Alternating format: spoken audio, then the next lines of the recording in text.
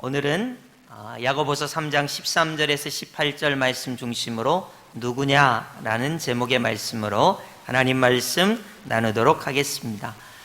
우리가 야고보서를 쭉 보고 있는데요, 이 야고보서의 저자는 예수님의 동생 야고보입니다.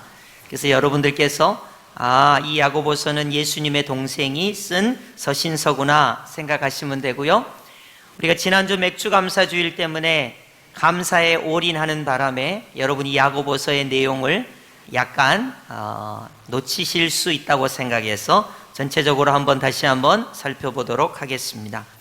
야고보서 1장에는 시련이라는 단어가 나옵니다. 이 시련이라고 하는 이 단어를 통해서 우리에게 시련이 닥칠 때, 혹은 시험이 닥칠 때, 유혹이 닥칠 때 우리는 믿음이라고 하는 것을 통해서 이 시련을 받아들이면 좋겠다 하는 내용이었습니다. 그래서 시련이 믿음의 시련이 되어야 한다는 것이고요, 그리고 이 믿음의 시련은 어떤 결과를 나타내야 되냐면 인내라고 하는 결과를 나타내야 합니다. 참지 못하고 화내거나 혹은 싸우거나 다투거나 끝장을 내버리면 안 되고 인내해야 한다고 했습니다. 언제까지 인내해야 되냐면 생명의 면류관을 받을 때까지 인내해야 하는 거예요. 그러기 위해서는 하나님이 주신 지혜가 필요하다 그랬죠. 어떻게 인내할 것인가? 어떻게 이것을 믿음의 시련이 되게 할 것인가?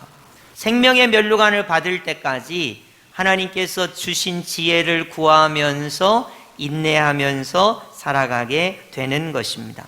그래서 이제 야고보서 2장으로 가게 되면 우리는 믿음이라고 하는 것뿐만 아니라 그 믿음에 걸맞는 행함이 있어야 한다. 믿음과 행함은 함께 가는 것이고 특별히 이 행함으로 믿음이 온전해지는 것이다 라는 내용까지 우리가 살펴보았습니다. 이제 오늘은 지혜라는 말을 가지고 말씀을 나누고자 합니다. 왜 지혜가 필요한가? 믿음의 시련이 인내를 이루고 이 인내를 통하여 생명의 면류관을 받을 때까지 우리에게 필요한 것은 지혜입니다. 지혜. 하나님께서 주시는 지혜. 이 시련, 이 고난과 역경을 어떻게 인내하며 생명의 면류관을 받을 때까지 믿음의 삶을 살 것인가, 신앙의 삶을 살 것인가, 하나님께서 지혜를 주셔야 한다는 것이죠. 그래서 오늘 13절을 보시면 이렇게 시작하고 있어요. 우리 다 함께 13절 합독해 보겠습니다. 시작. 너희 중에 지혜와 총명이 있는 자가 누구냐? 아멘. 13절 초반절을 보면 누구냐라고 묻고 있습니다. 너희 중에, 너희가 예수님을 믿는다면, 하나님의 자녀라면, 혹은 불신자일 수도 있다면 너희 중에 지혜와 총명이 있는 자가 누구냐라는 거예요. 우리는 이거를 꾀가 많은 사람, 남들보다 똑똑해서 남들보다 더 많이 버는 사람, IQ가 높은 사람, 이런 식으로 오해하는 경향이 있습니다. 저 사람은 똑똑해, 저 사람은 셈이 빨라, 저 사람은 사막 같은 데 놔둬도 혼자 살아올 사람이야. 총명과 지혜가 많다는 것을 그런 식으로 해석할 때가 있습니다. 그러나 여기서 말하는 지혜와 총명은 선한 지혜인가, 혹은 악한 지혜인가, 아니면 하나님으로부터 온 지혜인가, 아니면 세상에 속한 지혜인가, 이런 분류를 요구하고 있습니다. 그래서 오늘 본문의 지혜를 여러분이 생각할 때 어떻게 지혜롭게 분별할 것인가와 어떻게 지혜롭게 행동할 것인가를 두 가지 관점에서 여러분이 지혜를 접근하시면 좋겠습니다. 그러니까 어떻게 지혜롭게 분별할 것인가와 어떻게 행동할 것인가, 지혜롭게 행동할 것인가, 이 두 가지 관점에서 오늘 지혜를 보시면 되겠습니다. 자, 13절을 전부 다 읽겠는데요, 이제는 지혜에 속한 행동을 보시면서 어떤 것이 지혜인가, 어떻게 행동할 것인가를 살펴보시면서 13절 전체를 합독하시겠습니다. 시작. 너희 중에 지혜와 총명이 있는 자가 누구냐? 그는 선행으로 말미암아 지혜의 온유함으로 그 행함을 보일지니라. 아멘. 지혜라고 하는 것은 어디서부터 온 것이 지혜인가? 그리고 어떤 영향력을 미치는 것인가? 라는 것입니다. 예를 하나 들어볼게요. 사탄은 엄청 똑똑하고 지혜롭습니다. 그래서 온 인류를 죄의 구렁텅이로 빠뜨렸습니다. 뭐라고 지혜롭게 말했냐면, 하와야, 너 에덴 동산에 있는 이 선악을 알게 하는 나무의 열매를 하나님이 먹지 말라고 하더냐? 라고 물었어요. 그리고 하와가 대답을 잘 못하니까 절대로 죽지 않는다 라고 거짓말을 보탰습니다. 하나님처럼 됩니다. 눈이 밝아집니다. 그래도 먹으면 너한테 좋아요. 이렇게 사단이 엄청 지혜롭게 하와를, 아담을 꼬셔냅니다. 여러분, 사단처럼 지혜로울 수가 있을까요? 그런데 이런 지혜로 말미암아 인간이 죄의 구렁텅이에 빠지게 되잖아요. 그러니까 이 지혜가 하나님으로부터 왔는가 중요해요. 물론 똑똑하고 지혜로웠어요. 온 인류를 죄의 구렁텅이로 빠뜨릴 만큼 지혜로웠습니다. 그런데 우리가 이것을 구별해내야 돼요. 이 지혜는 하나님으로부터 왔는가? 그리고 이 지혜의 결과가, 행동이 과연 우리에게 유익을 주는 것인가? 생각을 해봐야 된다는 거예요. 여러분, 사단이 얼마나 지혜로웠든지 아담을 비롯해서 하와를 비롯해서 온 인류를 죄의 구렁텅이로 몰아집어넣었어요. 사단이 얼마나 지혜로웠든지 우리를 죽음의 올가미 속에다가 집어넣습니다. 사단이 얼마나 지혜로운지 우리 모두를 자기의 부하로, 쫄개로 다 만들었던 거예요. 그러니까 지혜라고 할 때 그 지혜는 하나님에게 속한 지혜인지 하나님으로부터 온 지혜인지 그것을 분별해내야 되는 것이고, 그리고 그것을 지혜롭다고 생각하고 행동했을 때 그것이 하나님께서 기뻐하시는 행동인가, 정말로 지혜로운 행동인가 라는 것을 우리가 분별해낼 수 있어야 한다는 것입니다. 자, 이런 측면에서 14절을 볼까요? 그러나 너희 마음속에 독한 시기와 다툼이 있다면 그건 지혜로운 것이 아니다라는 거예요. 사단은 이거 속아 넘어가면 인간을 나의 노예로 만들 수 있어, 그런 지혜였던 거예요. 진리를 거슬려 거짓말하지 말라 했는데 거짓말을 통해서 자기가 지혜롭게 됨으로 인간을 모두 죄의 노예, 죽음의 노예, 마귀의 노예를 만들었습니다. 그렇기 때문에 우리가 구별해야 될 것은, 이게 지혜롭다면 하나님께 속한 지혜인가, 아니면 세상에 속한 지혜인가, 마귀에게 속한 지혜인가를 분별해낼 수가 있어야 하는 거예요. 이거를 우리가 좀 꼭 기억하시면 좋겠습니다. 자, 15절 여러분 분명히 우리가 보시면서 약간 이분법적이긴 합니다만은 구분하는 것을 보시면서 우리 15절 합독하겠습니다. 시작. 이러한 지혜는 위로부터 내려온 것이 아니요 땅 위의 것이요 정욕의 것이요 귀신의 것이니. 아멘. 지혜는 두 가지 스타일이 있어요. 하나는 위로부터 오는 하나님께서 주시는 지혜가 있고, 또 하나는 땅에 속한 지혜가 있어요. 예를 들면 돈이면 다 된다. 어떻게 벌어도 잘 쓰기만 하면 되지. 남보다 더 많이 벌면 된다. 그런 거예요. 성공하기 위해서는 수단과 방법을 가리지 말자. 얼마나 지혜로운 말입니까? 그러나 그것의 출처를 이건 너무 세상적인데, 너무 정욕적인데, 이건 마귀적인데, 이렇게 분별해낼 수 있어야 된다는 거예요. 예를 들면 우리 민족의 아픔입니다. 일본 사람들이 탈아라는 말을 쓰기 시작했습니다. 탈아라는 뭐냐면, 서양이 워낙에 잘 살고 현대화되어 있으니까 아시아를 벗어나자 이렇게 주장했어요. 아시아를 벗어나기 위해서는 첫 번째 해야 되는 게 뭐냐면, 일본이 똘똘 뭉쳐서 어디를 식민지화해야 되냐면 조선이라고 하는 나라를 식민지화하는 거예요. 그리고 나서 중국이라고 하는 대국을 식민지화하는 거예요. 그래가지고 이들이 말한 게 대동아 공영이라 해가지고 전부 묶어서 아주 훌륭한 공동체를 만들겠다고 해서 한 게 뭡니까? 우리나라를 침략한 것이죠. 중국을 침략한 거예요. 여러분, 일본 사람들 입장에서는 아직도 자기들이 잘했대요. 왜냐하면 그것은 땅에 속한 지혜니까. 일본을 위대하게 만들기 위한 얼마나 지혜로운 것입니까? 얼마나 정욕적입니까? 일본 사람들을 위대하게 만드는 거예요. 이건 되게 마귀적이에요. 그래서 전쟁을 일으켰어요. 그래서 우리나라 조선이 1910년부터 1945년까지 얼마나 고통을 겪었습니까? 근데 일본 사람들은 이게 좋대요. 세상적인 지혜거든요. 정욕적인 지혜거든요. 마귀적인 지혜거든요. 그러나 반면에 우리나라와 중국이나 수많은 아시아 사람들은 얼마나 고통을 겪었습니까? 여러분, 속였어요. 가서 일하면 돈 줄게 하고 여인들을 모집해서 정신대 같은 데 끌고 간 거예요. 민족 전체가 거짓말을 한 거예요. 그런데 옳대요. 왜냐하면 이것은 세상적이고 정욕적이고 귀신적인 지혜거든요. 자기들에게는 지혜가 돼요. 그러나 그것은 하나님으로부터 온 지혜는 아니에요. 그것을 분별해낼 수 있어야 된다는 것이죠.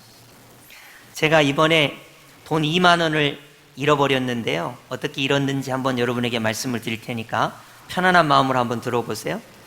제가 이제 공용주차장을 갔어요. 이제 공용주차장에 갔는데 호주머니에 2만 원이 있었는데 왠지인지 제가 손을 씻으면서 호주머니에 있는 돈을 앞에다가 놓고 손을 씻었어요. 그러고 나서 그냥 새까맣게 잊어버리고 2만 원을 거기다가 놓고 차를 타고 나왔어요. 한참 나와서 생각해 보니까 2만 원을 거기다 놓고 왔더라고요. 그래서 다시 갈까? 가면 2만 원이 거기 놓여 있을까? 그렇게 생각을 했어요. 여러분, 다시 갔더니 거기 2만 원이 놓여 있었게요? 누가 가져갈게요? 누가 가져갔어요? 여러분, 만약에 수표였으면 수표 넘버가 있기 때문에 숫자가 있기 때문에 안 가져갑니다. 왜냐하면 내가 그거 잊어버렸다고 하면 그게 도로 내게 되니까 자기 게 아닌 줄 알거든요. 근데 여러분, 10,000원짜리 2개 딱 거기 놔져 있는데 이거 자기가 집어가면 자기 거거든요. 순식간에 지혜가 생긴 거예요. 이거 내가 가져가면 아무도 몰라. 가져가 버렸어요. 그러니까 나는 2만 원을 이제 남한테 준 거죠. 근데 저는 한번 생각해 봤어요. 만약에 그 순간에 이 2만 원이 내 건가? 물론 내 게 아니지만 이걸 내가 가지면 돈이, 꽁돈이 2만 원이 생기는데 얼마나 지혜로워요. 근데 그런 지혜는 땅의 지혜라는 거예요. 정욕적인 지혜라는 거예요. 마귀적인 지혜라는 거예요. 하나님께서 주시는 지혜라면 이건 내 돈 아니지. 내가 이 돈을 왜 손대? 누군가 잊어버렸을 텐데. 그러면서 그 돈을 손을 안 대는 게 지혜죠.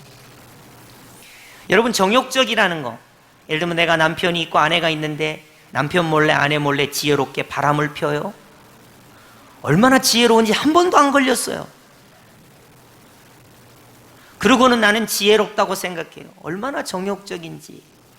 나는 술을 마셨는데 한 번도 음주운전 단속에 걸린 적이 없어요. 왜냐하면 경찰이 나타나는 길목을 지혜롭게 잘 피해 다니거든요. 아, 나는 지혜로워?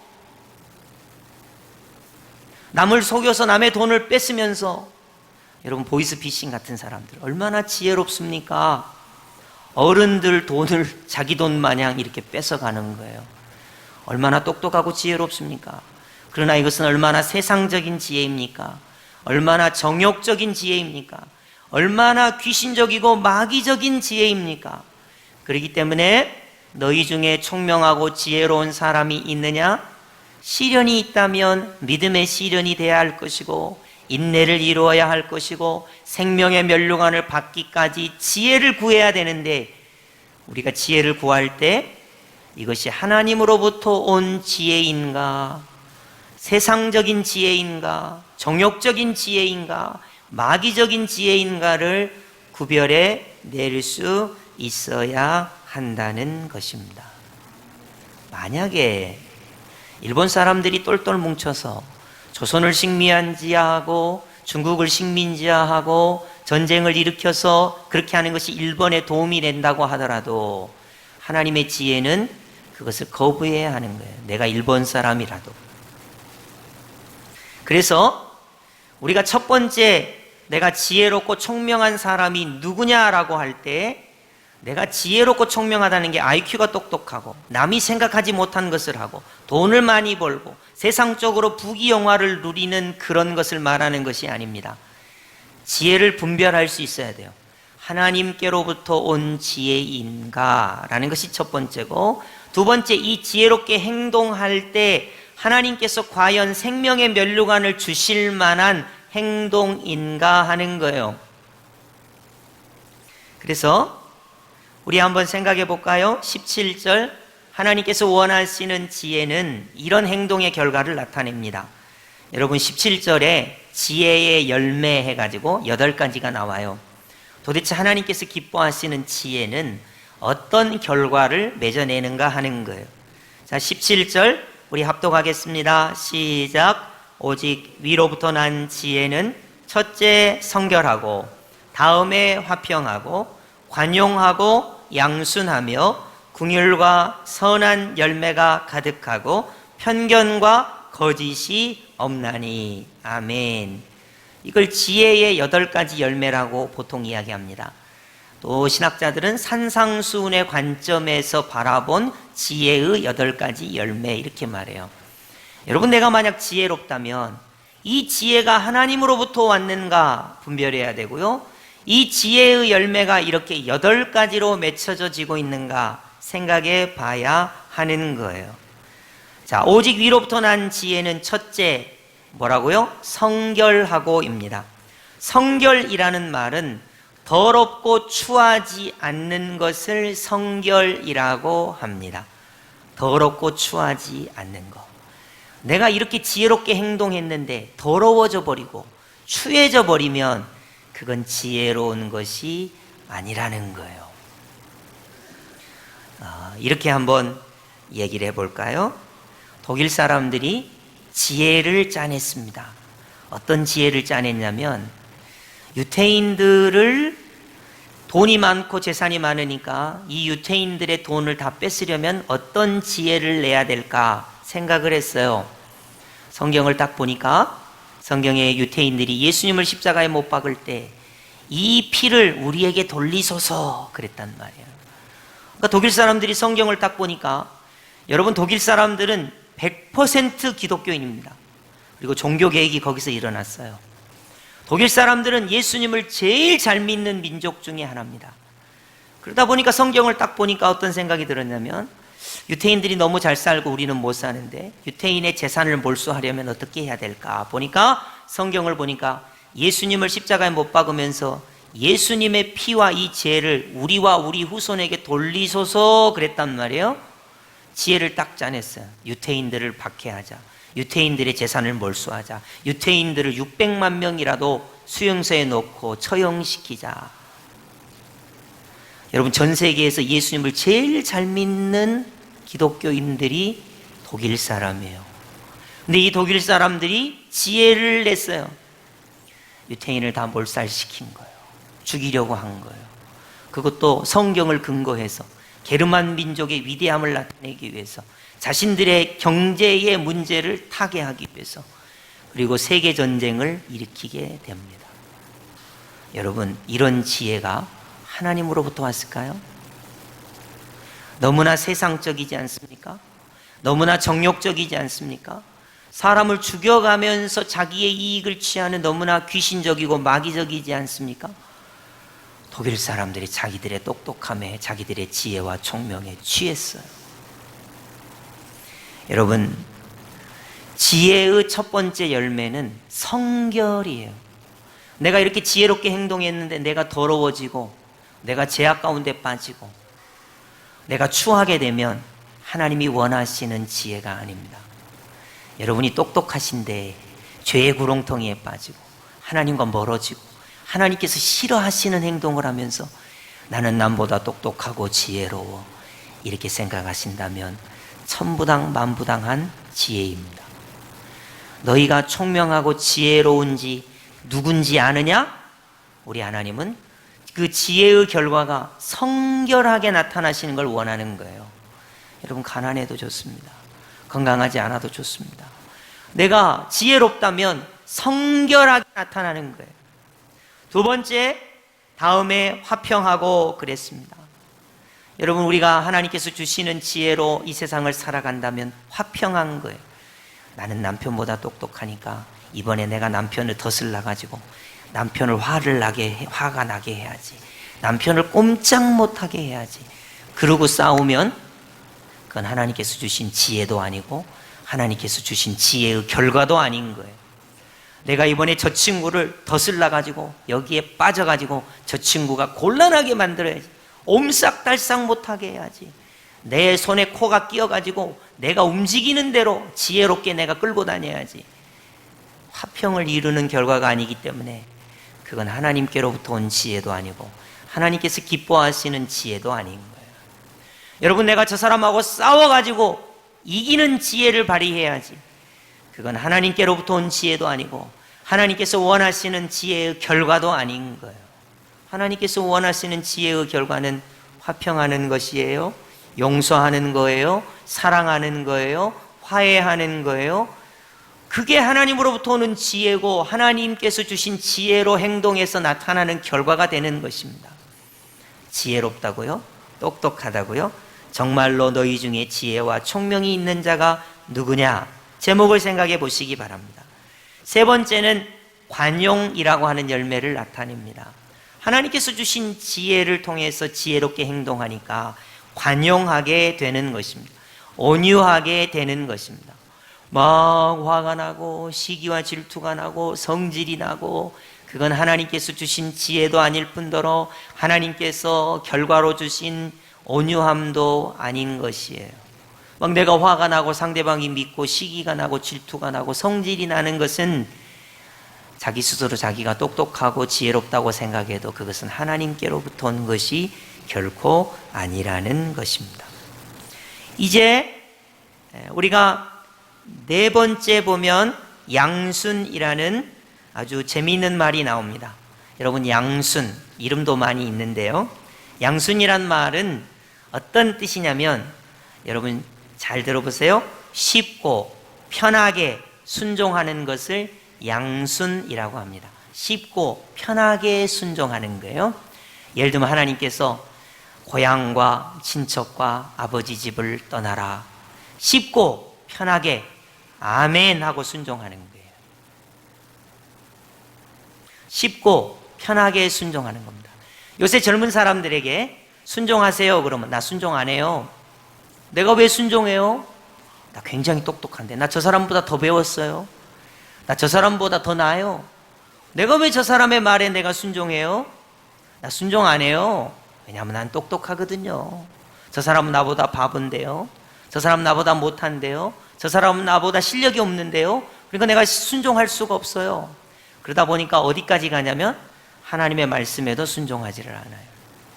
양순이라는 것은 쉽고 편하게 순종하는 거예요. 하나님의 말씀에도 순종해요. 아, 하나님께 감사하라고 했는데 쉽고 편하게 나는 감사함으로 순종해야 되겠다.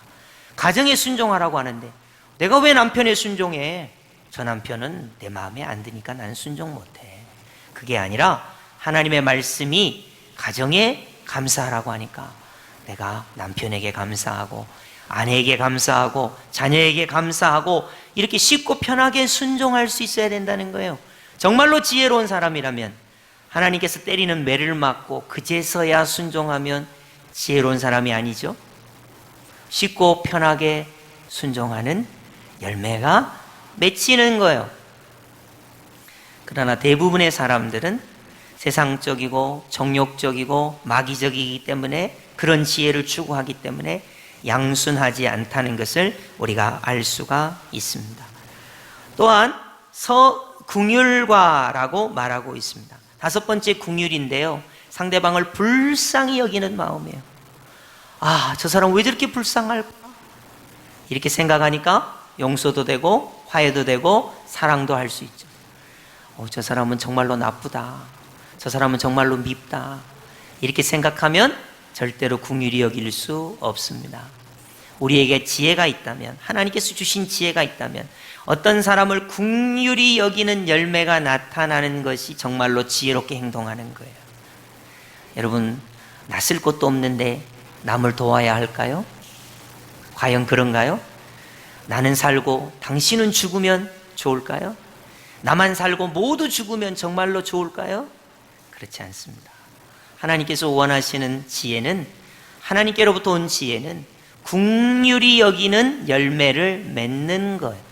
나도 부족하지만 남과 나눠 쓸 수 있고 남을 사랑할 수 있고 용서할 수 있는 것이어야 하는 것입니다. 여섯 번째는 선한 열매인데, 긍휼 다음에 선한 열매니까 구제를 이야기한다고 보통 이야기합니다. 남을 불쌍히 여겼으니까 선한 열매가 구제로 나타나는 거예요. 그를 도와주는 거예요. 자, 여러분, 코로나19가 극심합니다. 2020년, 2021년, 2022년 이제 계속되고 있습니다. 지금 숨통이 좀 우리가 튀었죠? 코로나19로부터 일상을 좀 회복한 지 한 2달 정도 됐는데 또 2만 명이나 하루에 발생하고 있어요. 다른 나라는 수십만 명씩 나오고 있습니다. 원숭이 두창병도 어떻게 될지 몰라요. 지금 이제 휴가 기간이죠. 가을이 되면 하루에 20만에서 30만 명이 나타날 거예요. 여러분, 그럼 우리가 이 코로나19를 보면서 이웃을 어떻게 생각해야 될까요? 이웃을 바라볼 때 저 사람이 코로나 걸렸나 안 걸렸나? 나한테 코로나를 전염시킬 사람인가 아닌가? 아, 밉다. 저 사람 때문에 내가 코로나 걸렸구나. 이런 행동이 나타나면 이웃과의 관계가 파괴되죠. 사람이 미워지죠. 왜 저 사람들은 저렇게 조심하지 않지? 나는 이렇게 조심하는데 사람이 미워지는 거예요. 그게 아니죠. 혹시 내 이웃에 코로나가 걸렸다면 내가 저 사람을 긍휼히 여기고 선한 행동을 할 수 있는 지혜가 뭘까? 그래, 이번에 우리 집에 김치를 조금 담궜는데 먹을 게 없을지 모르니까 김치라도 문 앞에 놔두고 메모라도 써놓자. 코로나 걸려서 얼마나 힘드세요? 김치 먹고 힘내세요. 이렇게 코로나를 접근할 수 있다면 얼마나 하나님으로부터 온 지혜입니까? 이렇게 행동할 수 있다면 얼마나 긍휼과 선한 행위가 충만한 코로나로부터 우리가 하나님으로부터 지혜를 받고 그런 행동을 할 수 있단 말입니까? 아, 정부도 미워, 방역단체도 미워, 이웃도 미워, 다 미워, 코로나도 싫어, 살기도 싫어. 자기만 똑똑한 것처럼 그렇게 생각한다면 그게 정말로 하나님으로부터 온 지혜일까요? 정말로 긍휼과 선한 행위가 충만한 지혜의 반응일까요? 그렇지 않다는 거예요. 여러분이 정말로 하나님으로부터 지혜를 받고 하나님께서 주신 지혜로 행동한다면 오히려 교회에 나와가지고 하나님께 기도할까? 하나님, 내가 할 것은 아무것도 없고 기도합니다. 전 세계에 코로나19가 만연한데 하나님, 우리를 좀 불쌍히 여겨주세요. 일상이 회복되게 해주세요. 기저질환이 있어서 고통받는 저 사람들이 하루속히 낫게 해주세요. 이 코로나19로 온 인류가 더 사랑하게 해주세요. 주사기 때문에 힘든 사람이 너무나 많은데 그런 일이 빨리 지나가게 해주세요. 그런 좋은 지혜와 행동이 나타날 수 있다면 얼마나 좋겠습니까? 그런 거예요. 7번째, 하나님으로부터 온 지혜와 그 지혜의 행동은 편견이 없는 것입니다. 편견이 없는 것. 여러분, 우리 이런 편견을 가지고 있어요. 나는 전라도 사람, 나는 경상도 사람. 나는 남자, 너는 여자. 나는 군대 갔다 오고 너는 군대 안 갔다 왔어. 나는 돈이 많고 너는 돈이 없어. 나는 많이 배웠고 너는 못 배웠어. 너는 우리 교인이고 너는 우리 교인이 아니야.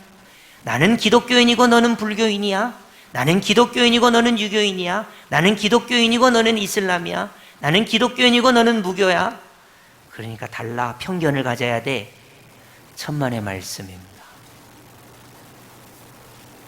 우리 하나님은 하늘로부터 지혜를 주세요.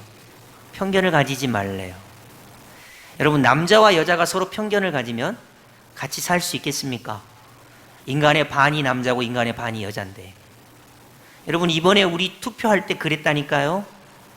여러분 잘 모르셔서 그렇지. 남자와 여자가 나뉘어가지고 투표를 했어요. 동서가 나뉘어가지고 편견을 가지고 투표를 했습니다. 여러분, 우리가 일본 사람에게 얼마나 편견을 가지고 있습니까? 물론 나쁜 점은 있습니다. 여러분, 백인과 흑인이 얼마나 편견을 가지고 있습니까? 그러니까 하나님께서 지혜를 주시고 하나님께서 선한 행동을 나타내라고 해도 그 편견 때문에 하나님이 주신 지혜보다는 세상적이고 정욕적이고 마귀적인 지혜를 택할 때가 많아요.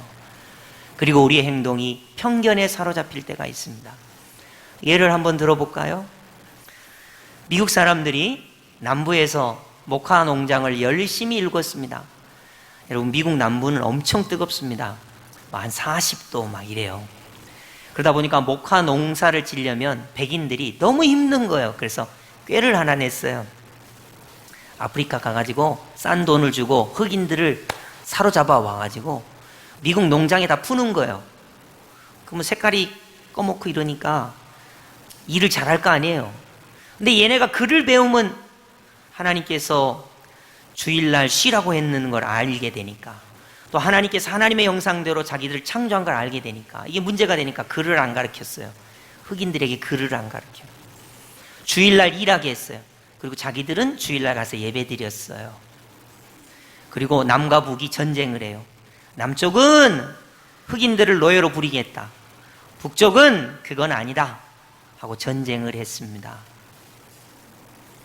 여러분, 편견이 이런 결과를 낳은 거예요. 모카 농사를 지어가지고 돈 좀 많이 벌겠다고 흑인들이 알면 안 되니까 글을 안 가르치는 거예요. 자기들은 예배 드리고 흑인들은 예배 안 드리게 한 거예요. 정말로 이게 하나님께서 원하시는 지혜일까요? 정말로 이런 행태가 하나님께서 원하시는 행동의 열매일까요? 절대 아닌 거예요. 절대 하나님께 생명의 면류관을 받을 만큼 칭찬받을 만한 지혜도 아니고 행동도 아닌 거예요. 그래서 우리가 꼭 기억해야 돼요. 이것이 하나님으로부터 온 지혜인가, 세상적이고 정욕적이고 마귀적인가? 여러분, 돈을 막 벌면 된다고요? 아무렇게나 벌고 정승처럼 쓰면 된다고요? 내 건강이니까 내 마음대로 해도 된다고요? 이 세상의 쾌락과 이 세상에 즐기는 것이 지혜롭게만 남에게 들키지 않게 하면 된다고요? 그렇지 않습니다. 지혜는 분별해야 돼요. 하나님께로부터 오는 것인가, 그리고 생명의 면류관을 받을 만큼 하나님께 칭찬받을 만큼 지혜로운 열매인가 라는 것을 우리가 분별해야 한다는 것입니다. 마지막으로 거짓이 없나니 그랬습니다. 하나님께서 주신 지혜는 거짓말을 해서는 안 돼요. 거짓말을 통해서 이것이 나에게 유익을 주는 것이 되어서는 안 돼요. 우리는 가끔 그런 말을 합니다. 흰 거짓말이라고. 괜찮다고, 남들도 다 이렇게 한다고. 내가 유익을 받으려면 누군가는 속아야 된다고. 우리는 경쟁을 통해서 이렇게 될 수밖에 없다고. 그렇게 말하는 사람들이 생각밖에 많습니다. 기독교인들도 그럽니다. 교회 안에서는 정직하게 하고 교회 밖에서는 다 똑같이 해야지, 그렇게 말합니다. 정말로 그것이 하나님으로부터 온 지혜일까요? 세상적인 지혜는 아닌가요?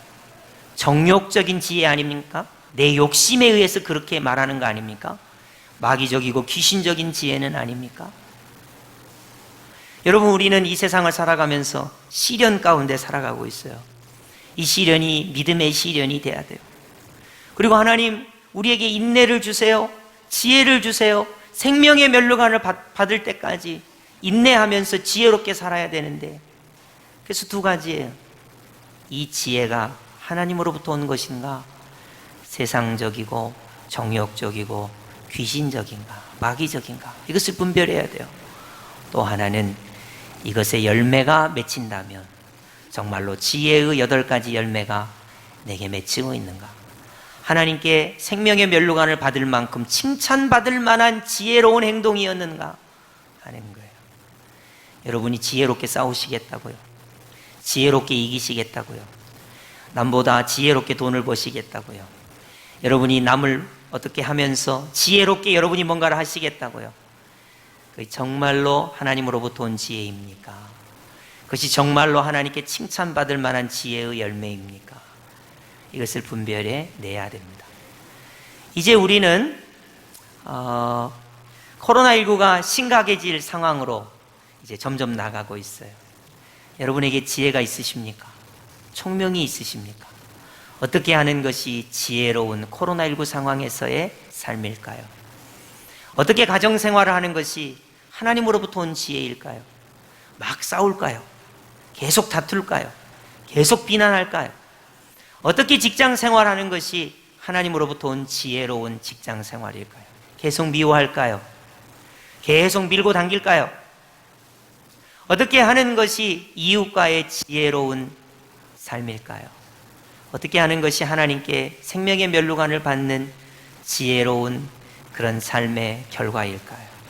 여러분 깊이 생각해 보시기 바랍니다. 하나님으로부터 온 것인가? 세상적인가? 정욕적인가? 마귀적인가? 이걸 분별해내야 됩니다. 누군가 나에게 지혜를 준다면 하나님으로부터 온 것인가? 세상적인가? 정욕적인가? 마귀적인가? 분별해내야 됩니다. 뿐만 아니라 이 지혜의 행동이 어떤 결과를 가져올 것인가? 8가지입니다. 8가지죠? 성결의 결과를 가져오느냐? 화평의 결과를 가져오느냐? 관용의 결과를 가져오느냐? 양순, 쉽고 편하게 순종하는 결과를 가져오느냐?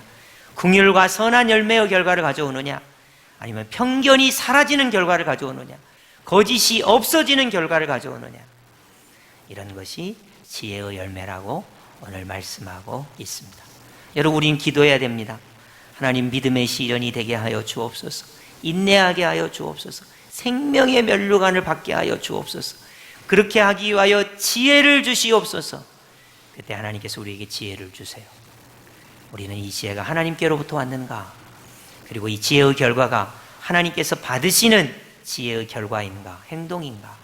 이것을 우리가 꼭 구별하시면서 앞으로의 나날 동안에 하나님 앞에서 총명하고 지혜로운 사람이 누군가?